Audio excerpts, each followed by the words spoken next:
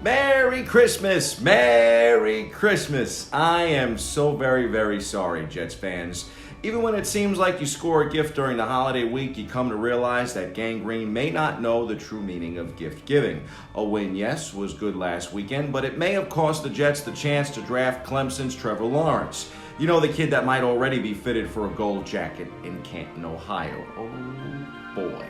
The Jets pulled off the biggest upset of the season last Sunday, knocking off the Los Angeles Rams as 17-point underdogs. They won the battle, but as the old adage goes, they may have lost the war.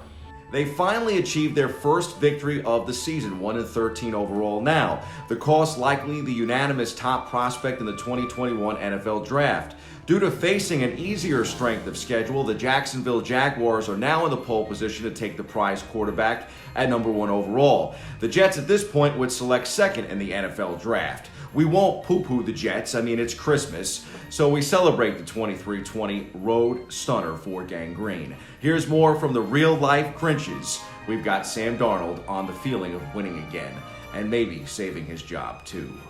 It's the greatest feeling in sports, to be able to ice the game out and know we had it. I mean, it's the best for us to be able to execute when we really needed to. I mean, that was obviously something we haven't done all year, and to be able to execute and see it kind of come all into fruition. I think that was the biggest thing for us, and it was an amazing feeling. I'm just happy for our guys. I mean, they've done such a great job of how they've worked. Been through a lot of adversity. It's been too long for us to even remember what a win feels like almost. It's great to see those guys that excited. New York has the Cleveland Browns and New England Patriots remaining on its schedule. Jacksonville still has to play the Chicago Bears, and Indianapolis Colts. Should be an entertaining final couple of weeks for the Jets, per usual. Talk about flipping the script, too. The Jets win and the Giants lose in Week 15. The Browns had Big Blue's number in a 20-6 final. The offense didn't come to play for the Giants. We didn't do enough well, obviously.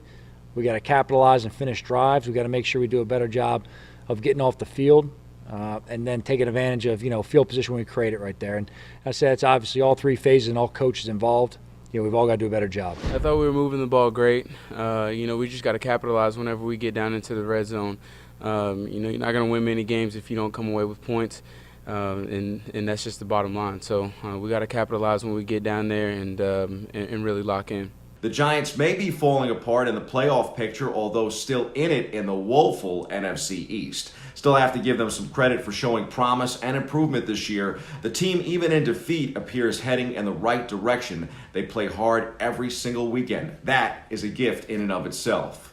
I mean, not as big a gift as what the Bills are putting together in Buffalo. The Bills have 5 Pro Bowl players in 2020, led by rising young signal caller Josh Allen and star wideout Stephon Diggs. The 11-3 Bills are elite and should be a tough out in the playoffs. They crushed Denver 48-19 last weekend. Buffalo will now face New England on Monday Night Football. The Pats actually missed the playoffs for the first time since 2008.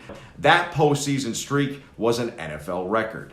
On the baseball diamond, the Mets unveiled their shiny new holiday present this past week. Free agent catcher James McCann met with the media. Mets president Sandy Alderson says he is a huge addition for this club.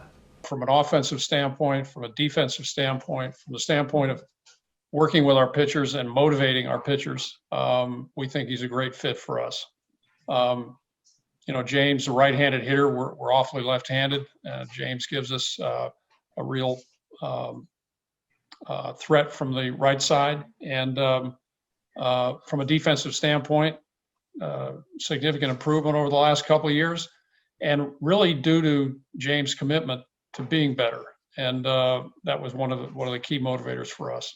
McCann is excited to be a Met. He's even more excited to chase championships here in New York.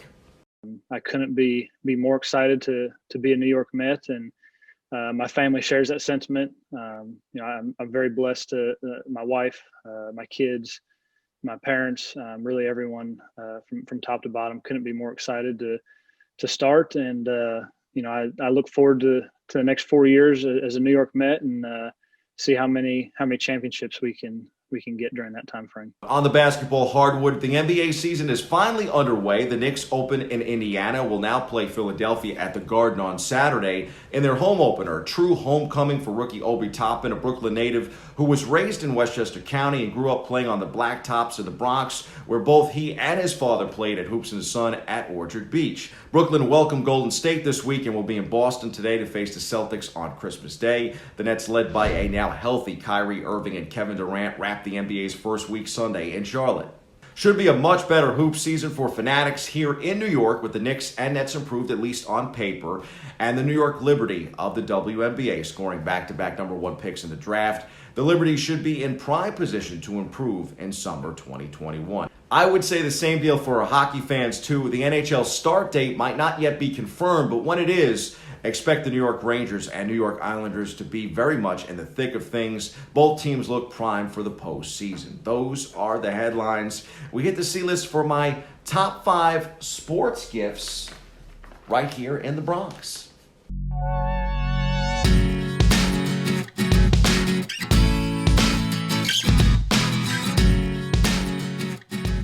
Coming in at number 5, what a blessing to see the fruits of hard work from our sports youth here in the borough this holiday season. Make no mistakes about it, 2020 has been very challenging, but as my late great mother would say, life hands you lemons, make lemonade. It was so wonderful to have St. Ray's budding star Malachi Smith on our show recently. The Bronx point guard represents the possibility of better tomorrows.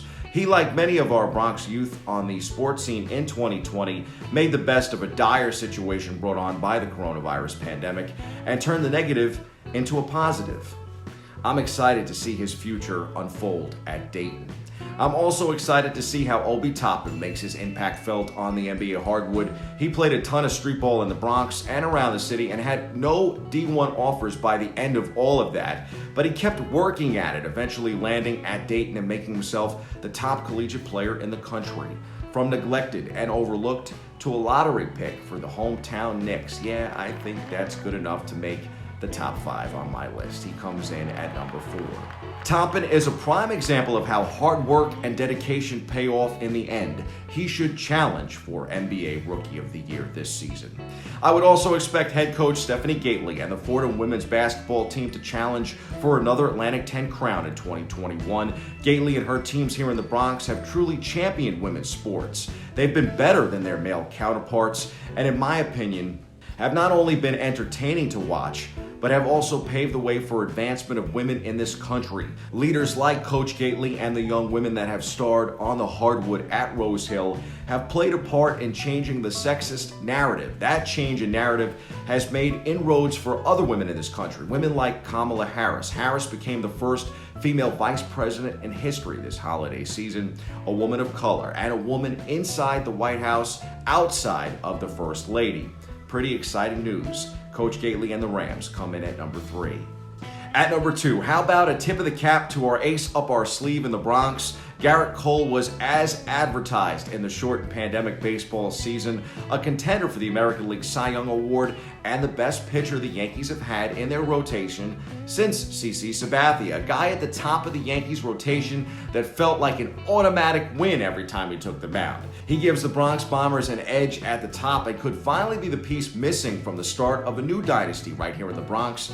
I'm thankful for him and the return of baseball. I'll be happy to see him in pinstripes this season, hopefully with fans cheering him on in a more regular setting, as in one that looks like baseball before the pandemic. Which leads me to our top choice for our place to give thanks and praise in sport, and that's our frontline workers. They have not only helped us turn a corner in the fight against COVID-19, but they have also in turn helped our beloved sports here in the Bronx and around the city, because getting everyone healthy means getting us back to some semblance of the way that it was before all of this. That means things like sports here in the Bronx can grow again. So thank you to our first responders for saving lives and getting us back on track, to getting us back to doing things that we love again.